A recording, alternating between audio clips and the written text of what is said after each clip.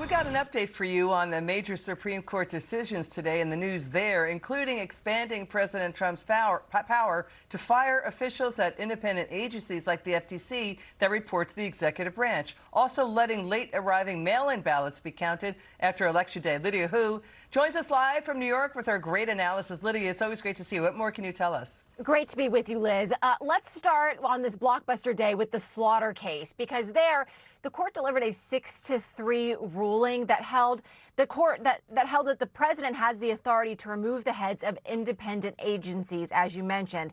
The decision upholds President Trump's firing of former Federal Trade Commissioner Rebecca Slaughter and expands presidential power. But President Trump said today, don't expect more firings as a result now. Listen here.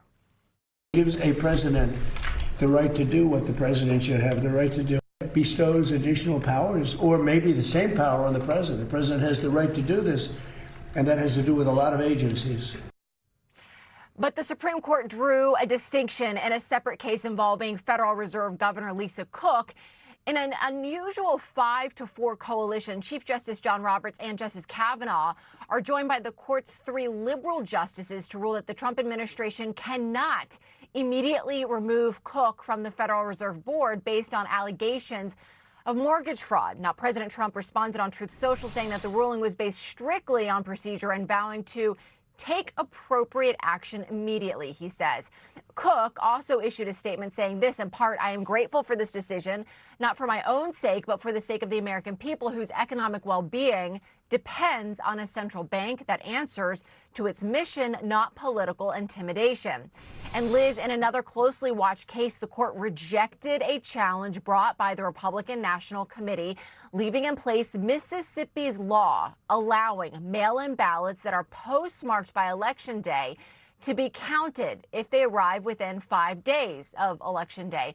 Democrats celebrate this decision, Liz, and we are expecting more Supreme Court decisions to be handed down tomorrow, so we'll have more updates for you. Yeah, like the birthright citizenship one. Thank you, Lydia. Exactly. Great reporting as always. Let's stay on what Lydia just reported about the Supreme Court letting mail-in ballots still be counted if they arrive after Election Day, but are postmarked by then. Now, 14 states allow this. Look at this. Justice Samuel Alito dissented in that decision, writing, quote, diverse sources have recognized that mail-in ballots increase the potential for fraud. In 2005, a committee chaired by former President Jimmy Carter and former Secretary of State James Baker found that absentee voting was the largest source of potential voter fraud. Let's bring in for a reaction criminal defense attorney, Fox News contributor Josh Ritter. Josh, it's great to see you.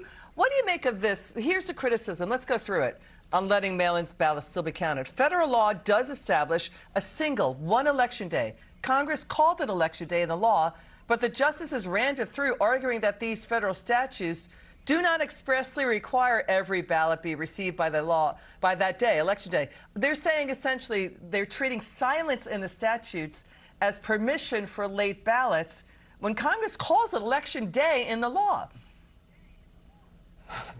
That's exactly it. You're exactly right. They're calling attention to the silence of it, and they're saying, listen, federal law establishes Election Day, and that by establishing a deadline, they're allowed to do that. But because they don't speak about the manner of collection and when ballots that are mailed in should be postmarked by, that is to be left to the states to decide. And so the states have made their own rules about this. As long as they are postmarked before Election Day, they should be valid according to different jurisdictions. California, my home state, obviously has a huge problem with this, with allowing still the counting of ballots days and days and days after the Election Day has actually taken place. But what's interesting about this is that this does not prevent Congress from acting and clarifying and closing that loophole silence on this issue.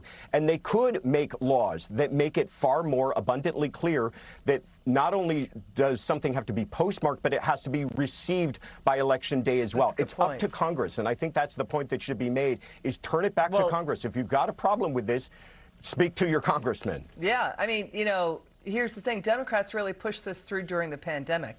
They doubled the number of states doing mail-in ballots to 14. Now, the president reacted to the Supreme Court ruling on mail-in ballots. Let's get your reaction to this. Watch. Because of the mail-in ballot ruling, which was a little bit surprising, gives people more time to vote illegally, let's say. But the SAVE Act is even more important, and that's the right. You have to be a citizen of our country. Okay, you have to show you're a citizen of our country, called citizenship. Voter ID by photo voter ID, and no mail-in ballots unless you're in the military, disabled, you're ill, or you're away, or even on a vacation. We're being very open about it. It's pretty easy. And we'll have honest elections. But the ruling, which a lot of people were waiting for, that was a ruling that was, I think it was very detrimental to honest elections. That's the president today. What do you think, Josh? I think he's right. And to add to that, it not only encourages, fraud, but it also encourages a distrust in the system. Again, I'll take my home state as an example. When on election day, we'll get results. We'll get ballot results, polling from people who are voting that day.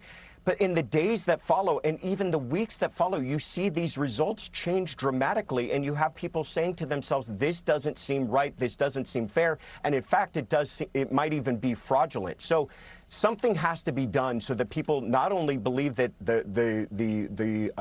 there's integrity, but they trust the results themselves. Hear you loud and clear. Legal expert Josh Ritter, thank you so much. That was terrific.